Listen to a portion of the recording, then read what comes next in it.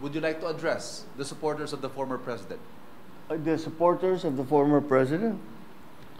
Well, you know, again, the government is just doing its job. Wala namang, it's not because it's one person or another that we do the things that we do.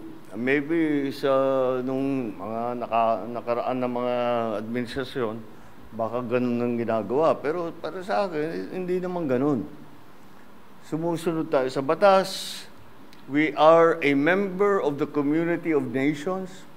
We must live up to our responsibilities, to the commitments that we have made to the community of nations. And that is what's happened here. Politics doesn't enter into it.